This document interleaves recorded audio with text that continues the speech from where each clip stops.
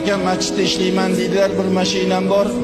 Uyga kelaman, dadamlar qo'y bolam meni uyimga olib borib qo'ygin deb aytadilar deydi. Uyimga olib borib qo'ygin. O'zlarining uylarida uyimga olib borib qo'ydirar ekan. Mashinamga o'tkazamanda ko'chalarni aylantirib olib kelib uyga olib kelaman.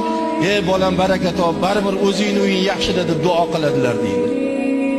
Bir sabab bo'lib ishdan bo'shadim, mashinamni sotib yubordim. Dadamlarni janjal to'palanglari ashu uyimga olib borib qo'y. Mashinam yo'q, ming'izaman desam, uyda bir arava bor.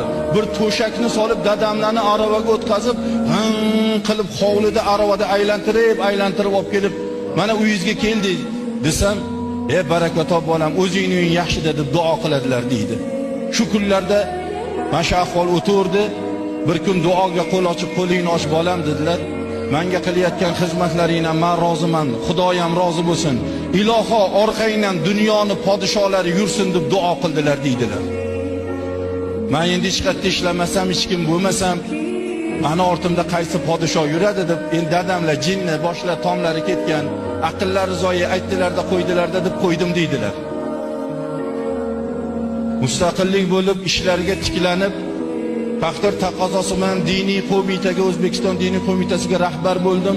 2012-yil Buxoro Samarqandda Abulaziz Samarqandiyning bir necha ming yillik, necha yuz yilliklari munosabati bilan o'sha joydagi bir marosimga bordik. Prezidentimiz o'sha marhum Islom Karimov, butun islom mamlakatlaridan podsholar kelgan. Imom Moturidiyni haligilarga ketyapmiz, maqbaralarga qarab ketyapmiz. Islom Karimov haligi qoraka siz oldinda yuring deb meni oldinga o'tkazib yubordi deydi. Oldinda o'tib ketyapman, orqamda dunyo podsholari kelyapti, yig'layapman.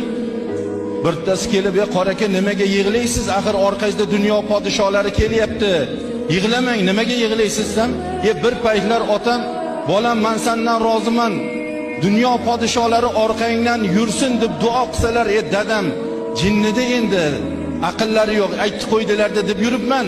Dadamlarning o'sha duolari ijobat bo'lgan ekan, mana podsholarning oldida yuribman" degan ekanlar.